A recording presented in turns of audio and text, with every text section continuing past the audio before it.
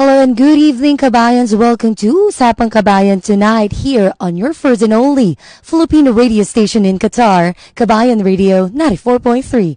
My name is RJ Miligi and tonight, meron na naman tayong panibagong episode na talaga namang kapupulutan ng aral, hindi lang ng mga kababayan natin dito sa Qatar, but all over the globe, lahat ng mga OFW na nangangailangan ng tulong, lalo na sa usaping pinansyal.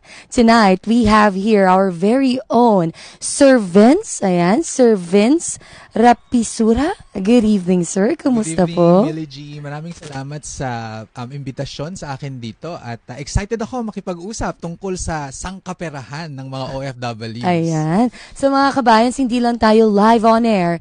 You can also see us right now via Facebook account at Kabayan Radio 94.3. And don't forget to listen to us live via www.kabayanfm.com. And since I've mentioned, nandito sa atin ngayon si Sir Vince at shinare natin ng radio booth sa kanya at madami pong nag-aabang para dito sa mga madidinig nila sa usapan natin tonight. And ayan, may mga pwede tayong ma-receive po na katanungan coming from our Facebook Live. Pero before that, before natin itackle yung mga ganung bagay, can you tell us a bit about yourself, Sir Vince, and your journey as a financial advisor? Okay. So, ako ay, ang tawag sa akin ay financial guro. No? Okay. Because I've been teaching for more than 20 years at the Ateneo de Manila University. Mm-hmm. And yun nga, usually kasi kapag finance yung pinag-uusapan, maraming mga nai-intimidate. Yes. So, ang persona na kinuha ko yung aking pagiging guro na sana mabait ang tingin, para makapagturo. At, parang matakot ako. Ako yata ituturuan yung service. Okay. Oo.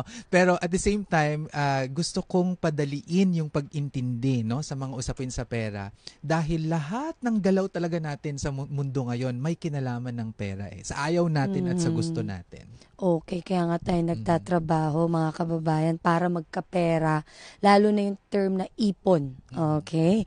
So, I believe, sir, hindi naman ito yung first time nyo po sa Qatar. Right. So, if I may ask, this time, what brings you here, Sir Vince? Yeah. So, every year, usually mayroong batch na tinitrain dito sa sa Qatar on our program for overseas Filipinos sa Ateneo. Ang pangalan ay ALSE, mas kilala siya sa pangalang ALSE. So, it's Ateneo Leadership, Social Entrepreneurship, and Financial Literacy Program, no? Mm-hmm. I think dito this is our 147th batch. No? Okay. So all over the world yan. Nag-start yung program noong 2008 in Rome.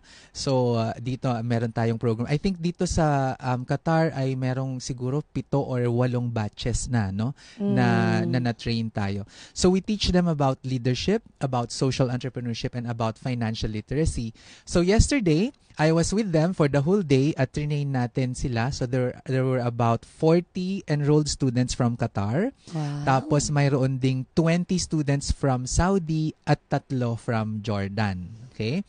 And then in the evening, it was a very good event, no? Celebration naman siya ng isang Filipino organization, yung OFM. It's their 13th anniversary, kaya happy anniversary ulit sa kanila. Yes. Actually, kung mga kababayan hindi nyo natatanong, Captain Cody or RJ Cody actually did attend this specific class at naging guru niya si Sir Vince in one session, I believe. Oo, at nire-report nga niya kanina na in-apply daw niya.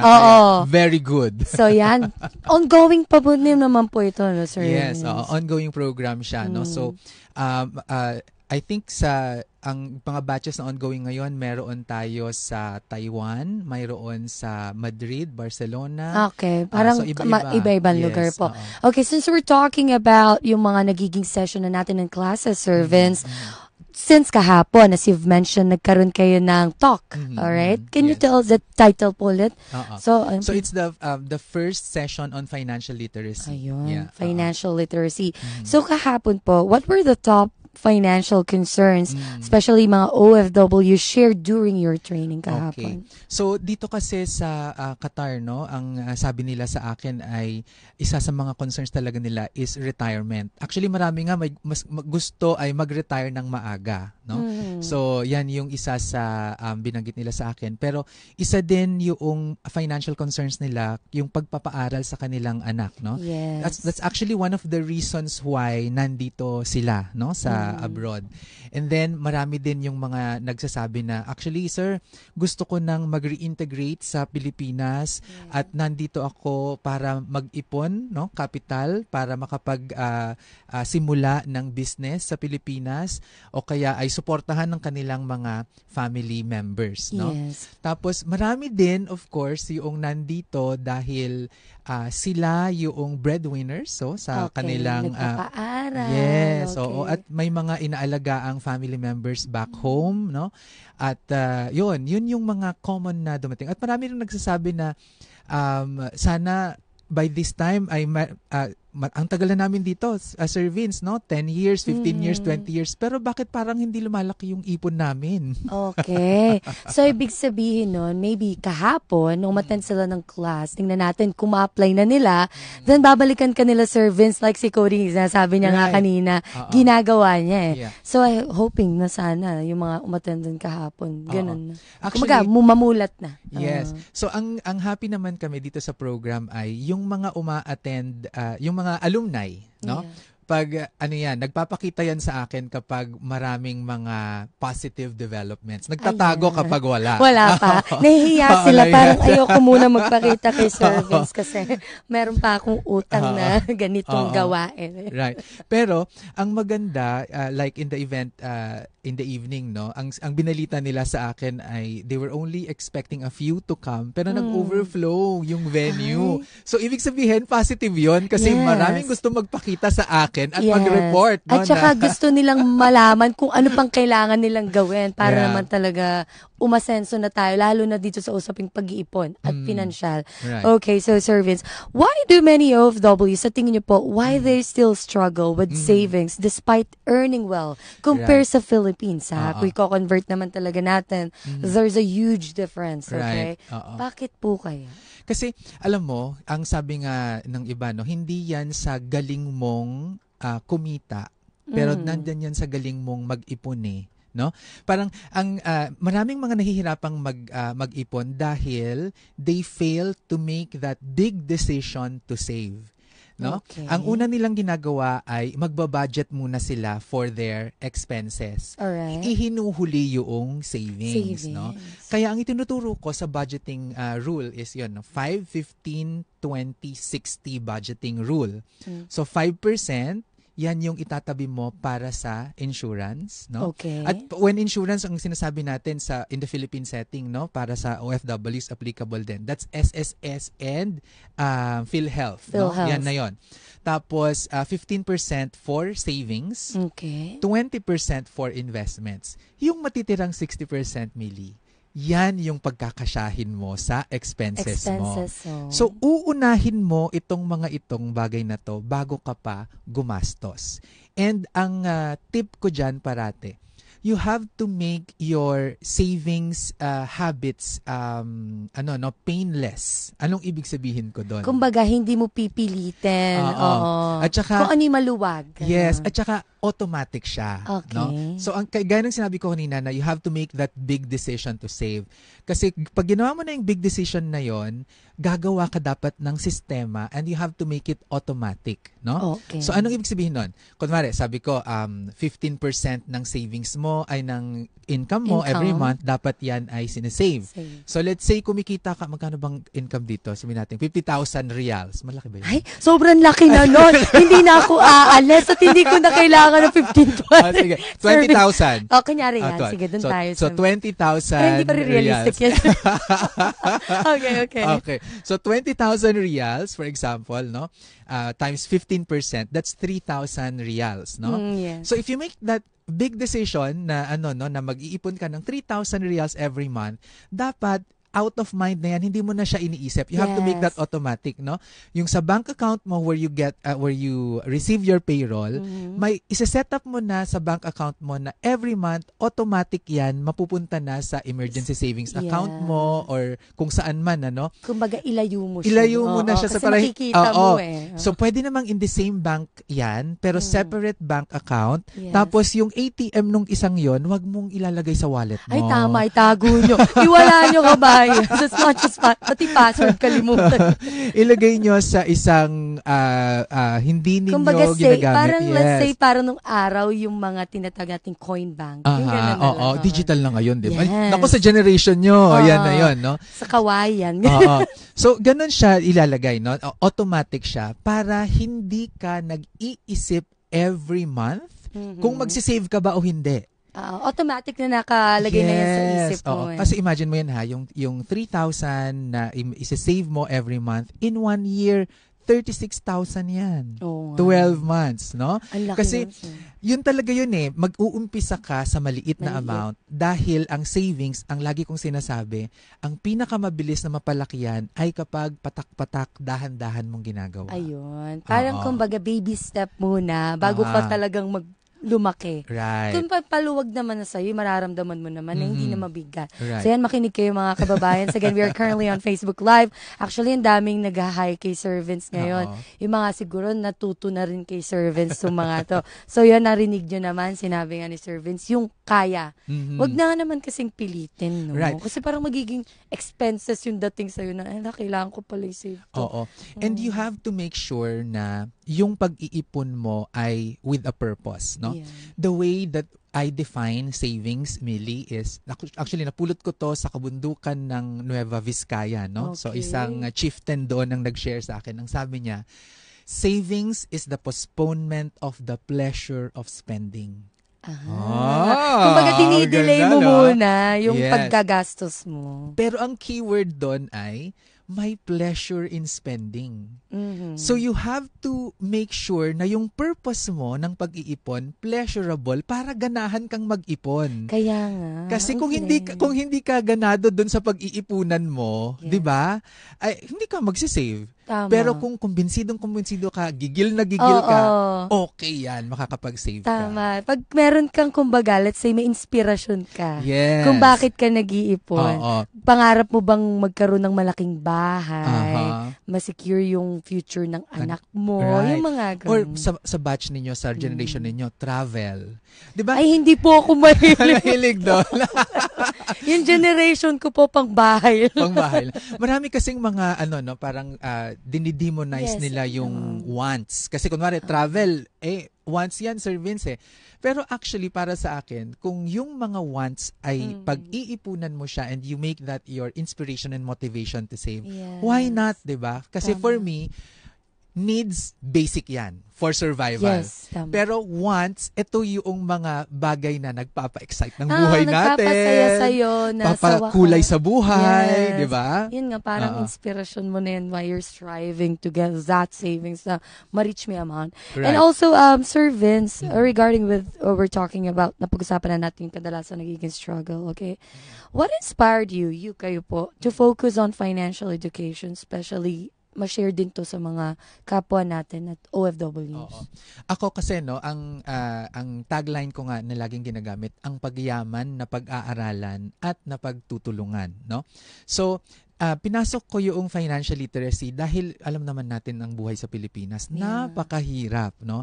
Maraming mga kapos sa buhay. Pero sa pamamagitan ng financial literacy ay pwede kasing ma-improve yung buhay, no? And I think yun yung that's what I put on the table, na yun yung kaya kong maitulong, no? Na mapag-aralan, mapadali, 'di ba? Madaling matandaan yung mga sinasabi ko. Kaya nga, parang sabi ko, tagal ng sahod, gagawin ko to. Parang gano'n na, diba? excite ka na.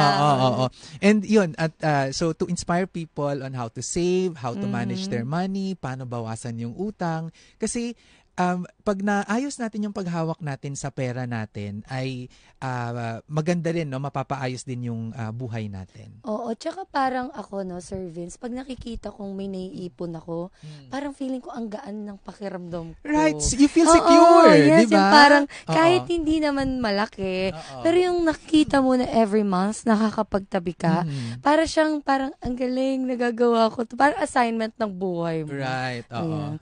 And also, kabayans, by the way, sir, OFWs, dun tayo, since nasa Qatar tayo ngayon, marami nakikinig din sa atin. OFWs are often the family's emergency fund. Di natin may iwasan yan. How can they protect their own goals kung sila yung nagiging insurance at doon ng pamilya nila? Right, no? Oo. Kaya nga sabi ko talagang dapat may 5% for insurance. Kasi kapag mga emergencies ang kinakaharap natin, dapat talaga insurance ang gamit diyan, no? Hindi yung income mo, no? Hindi ka mang-aabalan ng iba, no? So, yun, no? Pero given the situation of overseas Filipino workers, dapat kakalaruhin ninyo, no? Kung sino ba talaga yung responsibilidad ninyo at sino yung tutulungan lamang, no? Okay. Kasi yung responsibilidad natin, obligasyon natin yan sa buhay natin. At para sa akin, yaan ay ang mga anak mo, okay? At ang mga magulang mo kung hindi na sila able. Okay? Kung able pa sila, i-take advantage mo 'yon para sa anak mo at para sa pamilya mo, no? And then anyone outside of that, kapatid, tiyo, pinsan, kaibigan, pagtulong yon. Okay? So, ngayon, kung tutulong tayo financially, so hindi responsibilidad, ha? Kung tutulong tayo financially, we have to make sure na yaan ay, tayo ay financially stable. Tama. Okay. And how do we determine na tayo ay financially stable? Ayan na, kabayas, makinig kayo. Paano po bang nade-determine yan, Sir Vince?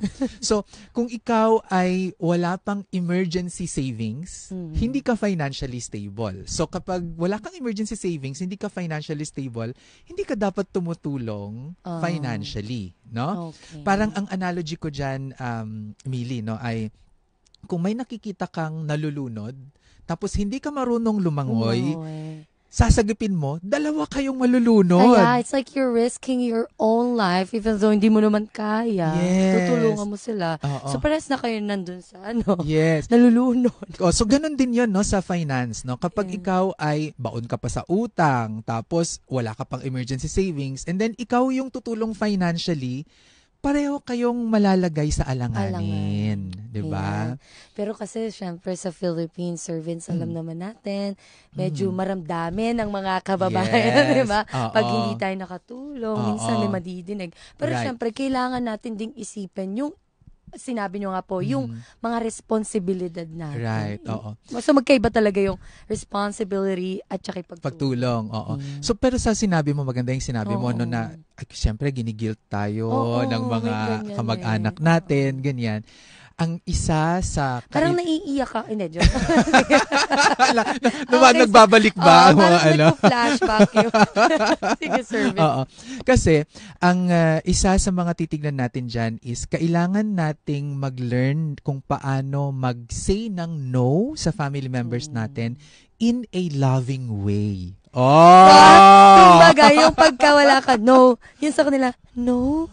Oo. So, yung isa kasi, no, titignan natin sa family natin, ang definition namin sa love is when you make the other person grow, no?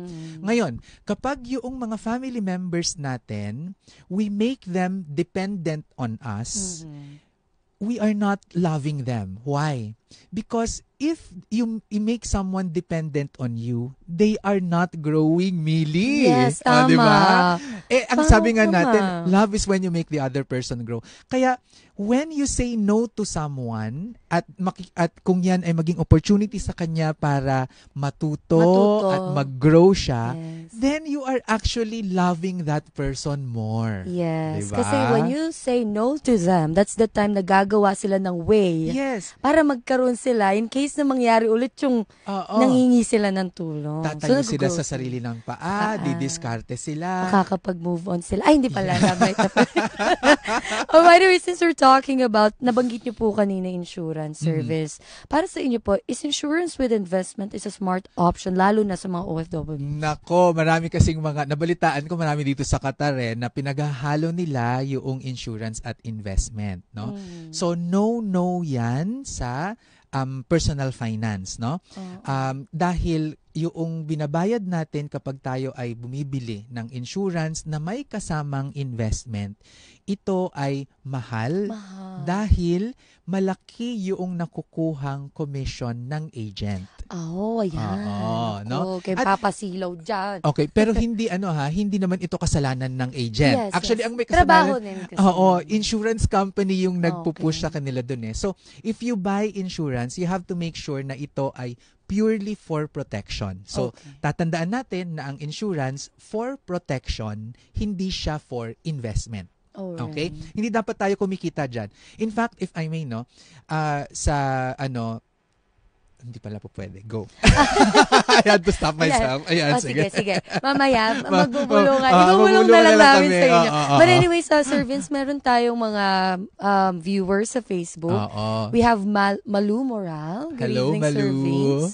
Good evening din sa'yo. Listening radio and watching daw sa Facebook Live si Ma'am Regine Española. Hi, Regine Española. Ayan. If you guys have any question, go ahead and comment it down below habang naka-Facebook Live pa tayo.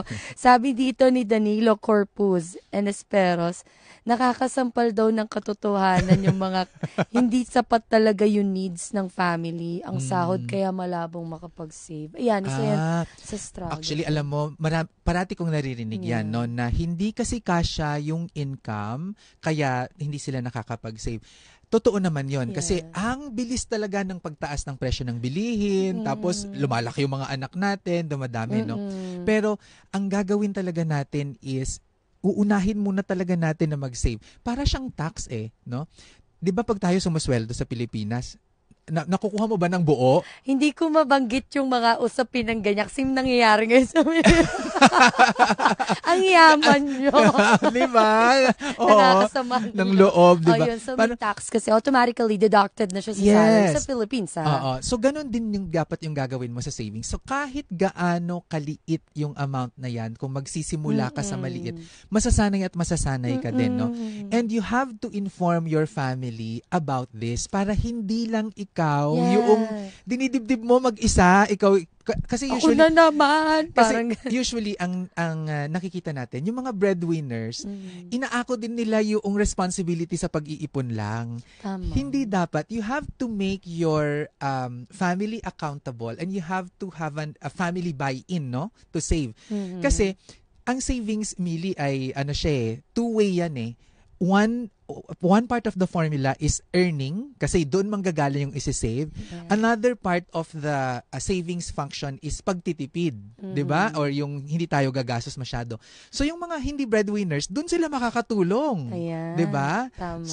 So mas maganda pa kung kunwari kahit estudyante naman 'yan, no, pwede silang mag-working student, pwedeng mag-part-time work para may additional income sa bahay. Okay. Oo. So yan kabayan, napaka-helpful ng talk natin tonight kahit ako ako dito. Pero Sir Vince, tanong ko lang, extra ko lang. Anong masasabi nyo dun sa mga nagsasabi na pagka sa pagkain, wag nyo tipirin? Tapos iba naman kain ng kain sa labas. Oo. Actually sa akin, hindi ko na sila i-judge kung saan nila anuhin yan, no? Basta, hindi sila lalagpas doon sa 60% budget na sinasabi natin sa income. Oo. So yan mga kabayan. So pag nakita nyo pong pumapayat na kami, sagot po dyan, poverty. Yun yung diet na. Poverty diet. Okay, sabi dito ni Eric Bonifacio, ang dami nyo daw pong words of wisdom na nabibigay. Wow. Hello, Eric. And sabi din ni Antoinette David, Shoutout daw po sa ALSE Batch 68. Oh. Sir Mariel Vincent Trapisura, thanks for visiting Qatar. Wow. Thank you for welcoming me also. Ayan. I really enjoyed my time here. Okay, so since napag-usapan na natin yung mga iba-ibang makabuluhang bagay, another question for you, Sir Vince. What are good retirement investment option for OFW? Since parang ito yung naging talk nyo din kahapon, madaming tanong about retirement. Oo. So, ang pinaka-foundation talaga ng retirement natin ay ang SSS, no? Maraming mga OFWs ang nakakalimutan nila na maghulog sa kanilang SSS. Wag nyo pong kakalimutan yan. Kasi kumbaga sa bahay, yan yung foundation, no? Yes. Kasi ang returns na makukuha natin doon sa inuhulog natin sa SSS, wala pa akong nakitang private pension provider na tatalo doon sa totoo lang, no? Yeah. So SSS talaga 'yan, no? For example, yung yung calculation namin kahapon, kung magbabayad ka ng 1,500 pesos every month sa SSS. Ang liit lang nun. Maliit lang 'yun. So 40 in 45 years, for example, mag-start sila ng 20 years old sila, at 65 sila magre-retire, ano? Yeah. That will only be a total of about around 800,000 pesos yung maihuhulog mo, no? Pero when you retire, based on the rules now, 20,000 a month yun, yes, Millie. Diba? So, magbabayad ka ng 45 years, pero pag i-calculate na natin, within 40 months, mababawi mo na yung inihulog mo. So, any month as farther, from the 40 months, income mo na yun. Oo nga. Actually, nag-guess ko yan dito si Ma'am sa coming from SSS later. Ma'am City, yan. And then, yun nga na pag-usapan din niya, nalaman din ng mga kababayan yung importansya ng paghuhulog pa rin sa SSS. Lalo na, very accessible naman sila din dito sa Qatar. So, yan mga kabayan. So, SSS. SSS yun. Tapos, i-complement mo siya ng Pag-ibig MP2, syempre. Ayan. So, maganda rin yun. Naku, 500 pesos lang sa Pag-ibig MP2, makakapag-open ka na. Talagang mga government natin dun, makakatulong yes, talaga. Oo. And then, kung ikaw naman ang OFW na gaya ng nabanggit ko kanina, sumusweldo ng mga 30,000, 50,000 reals every month, ganyan. Isang option din sa iyo yung pagpapatayo ng rental property. Yes. No? Oo. Kasi sa Pilipinas, Millie, 8 million ang estimated na housing backlog natin. So kung ang mga OFWs, they will take it upon themselves na magpatayo ng mga rental properties at magkaroon ng affordable housing para sa mga kababayan natin doon, nakakatulong na to solve a basic need, a social issue, and at the same time ay mayroong income. Tama. Kasi yung rental property kapag nag-retire na tayo, parang sweldo yan na dumadating every month ka na lang. Meron. At very low ang effort na gagawin mo. Ganyan ginawa ko. Ay, fairness! Ang galing! Pero yung binabayad sa akin dun sa pinaparenta kong bahay, yun yung pinababayad ko dun sa bahay ko na yun. Yes. Para hindi ko nalalabas sa yes. So, lupa. so yung ganong yung ganong rule, so yun yung tinuro ko kahapon. Kapag rental property yung papasukan natin, we have to make sure na kapag kumuha tayo ng loan, yung rental income ay more than the amortization that we got from the bank. So, yan mga kabayan, tip na yun na, pag magre-retire na kayo, SSS number 1.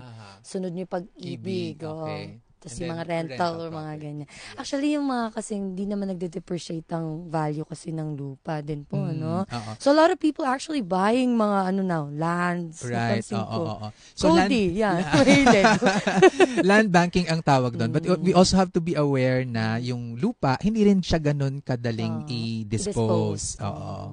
Anyways, Sir Vince, another question po, kadalasan itong natatanong din. Many OFWs fund family businesses that fail. Ano naman po masasabi nyo dito? How can they make it work if talagang napasubo na sila doon sa business ng family na yan? Titingin ako dito sa camera kasi mga OFWs, marami akong ganyan na parang laging naisisisi sa mga nasa Pilipinas na nag-fail, pinabayaan daw, ganyan. Pero ang lagi kong tinatanong din ay, una, natanong nyo ba yung family member nyo in the Philippines, yun ba talaga yung gusto nilang gawin? Tama.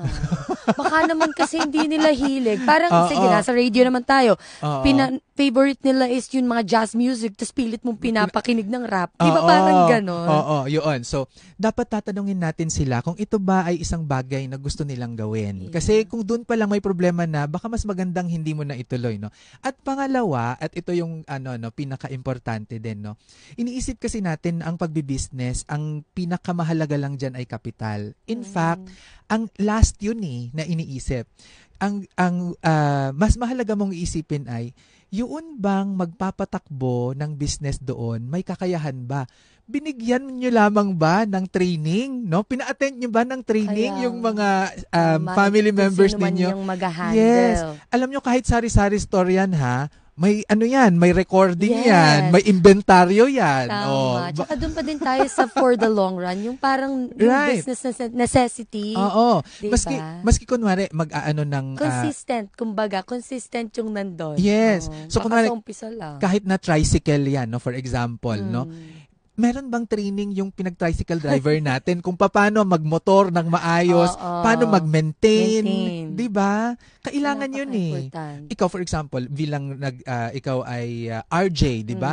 May training ka na pinuntahan, 'di ba? For this.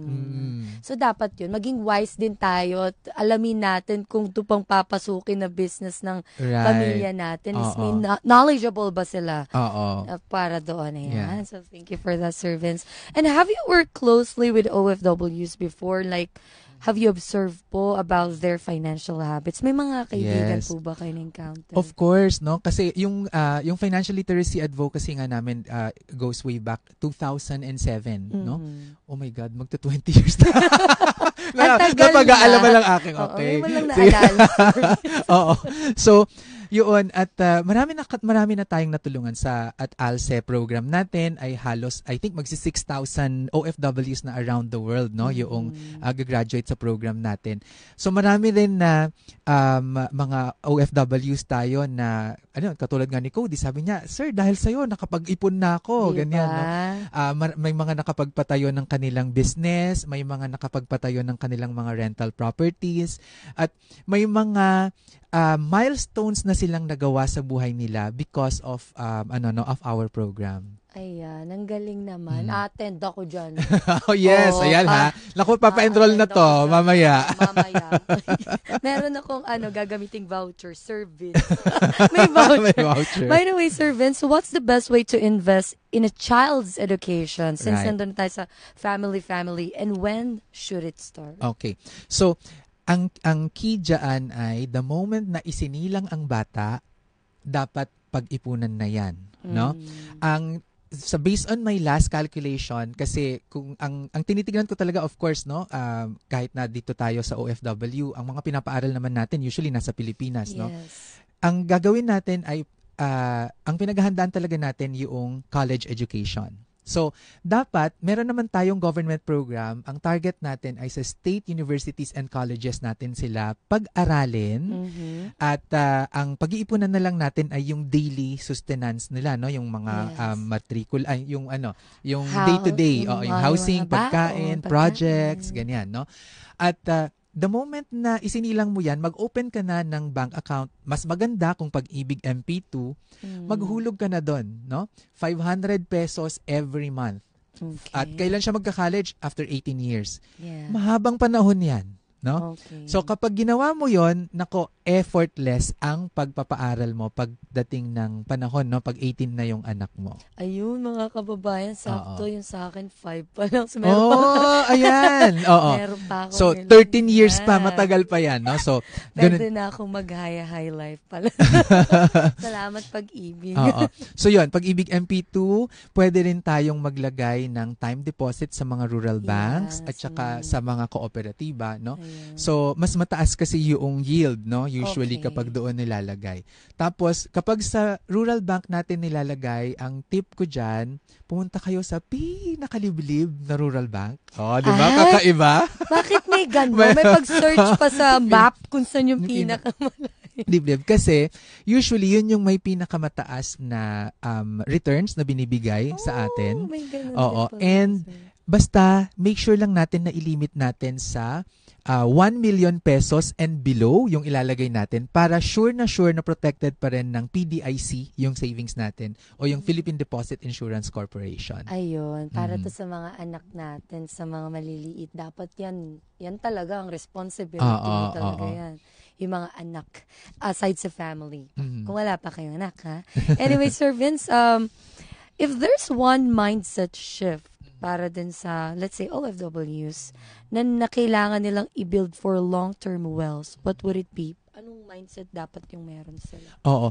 Yung mindset talaga is, para sa akin ay, pag iniisip mo na mahirap kumita ng pera, mahirap mag-ipon, mahirap mag-invest, ay talagang mahirap yon, no? So, babaguhin mo yung pagtingin at pananaw mo sa pera, no? Sa ALSE, sa ALSE ang tinuturo namin ay words become worlds, no? And that means nagiging prophetic ka sa kung ano yung inuulit mo sa sarili mo, no? So, kunwari pagtingin mo sa sarili mo, pagising mo sa umaga ay ang pangit ng tingin mo sa salamin, nako, magiging pangit ka nga. No? Ayun. Anyway, Sir Vince, babalik tayo. Mag-short break lang tayo for the prayer for this hour. So, dyan lang kayo mga kabayans. Babalik po kami. Just a quick minute for the prayer. So, respect na din po. Here on Kabayan Radio 94.3. We're gonna see you later. Dyan lang kayo, kabayans. Usapang Kabayan. Bibigyang linaw ang mga usaping nagbibigay ng interes sa mga kababayan. Sasagutin ang mga katanungan Tungkol sa mga isyong may kinalaman. sa mga overseas Filipinos Magbibigay ng mga impormasyon at kaalaman. para sa mga mamamayan. Ito ang Usapang Kabayan. Usapang Kabayan. Sabay mapapakinggan sa radyo at mapapanood live online. Dito lang sa Kabayan Radio 94.3 FM.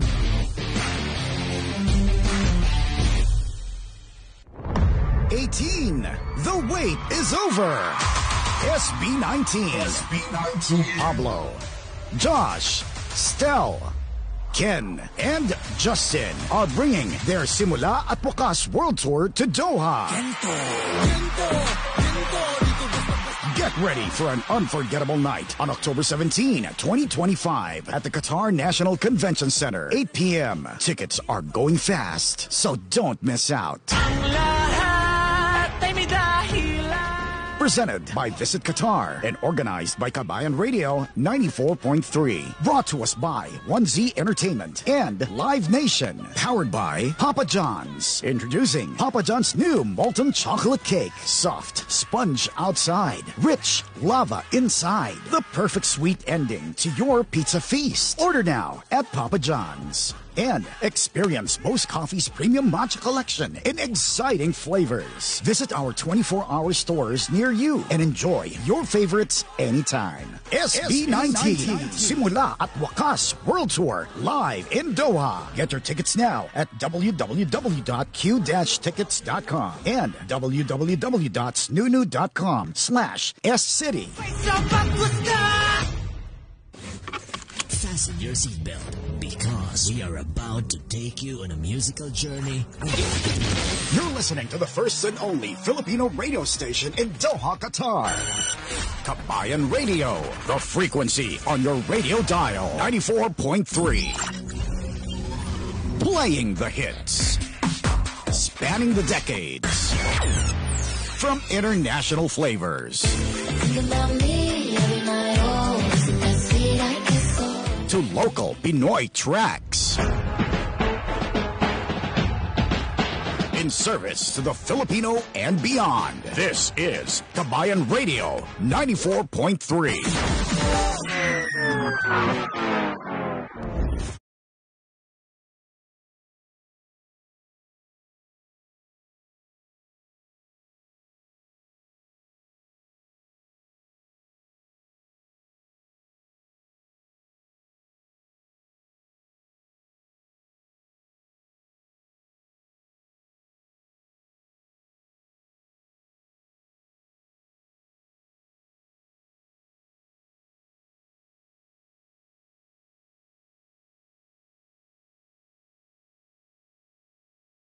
Number one Filipino radio station in town. Right, gotta keep moving. Kabayan Radio 94.3. 94.3. We're bringing you the best information. And non-stop entertainment. Too late to turn back now. So keep it locked right here. 18. The wait is over. SB19. Pablo, Josh, Stel, Ken, and Justin are bringing their Simula at Wakas World Tour to Doha. Get ready for an unforgettable night on October 17, 2025 at the Qatar National Convention Center, 8 p.m. Tickets are going fast, so don't miss out. Presented by Visit Qatar and organized by Kabayan Radio 94.3. Brought to us by 1Z Entertainment and Live Nation. Refreshment partner, Baladna. SB19, Simula at Wakas World Tour, live in Doha. Get your tickets now at www.q-tickets.com and www.snunu.com/scity.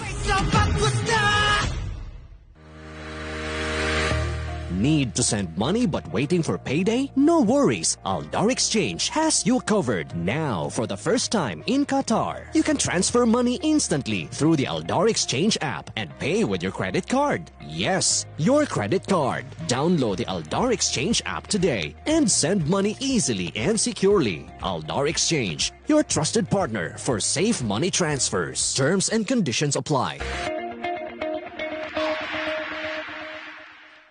Guess what? I just got a free data from Ooredoo. All right. I got bonus minutes yesterday and extra data today. Now, I can't wait to see what my surprise will be. With Ooredoo's Daily Surprise, everybody wins every day. Just recharge and claim your daily surprise on Ooredoo app. Unlock free data, bonus minutes, and more every single day. Don't miss out. Experience more with Ooredoo. Kabayan Radio 94.3, loud and proud. Kabayan Radio 94.3. Usapang Kabayan. Bibigyang linaw ang mga usaping nagbibigay ng interes sa mga kababayan. Sasagutin ang mga katanungan Tungkol sa mga isyong may kinalaman. sa mga overseas Filipinos Magbibigay ng mga impormasyon at kaalaman. para sa mga mamamayan. Ito ang Usapang Kabayan. Usapang Kabayan. Sabayang mapapakinggan sa radyo at mapapanood live online. Dito lang sa Kabayan Radio 94.3 FM.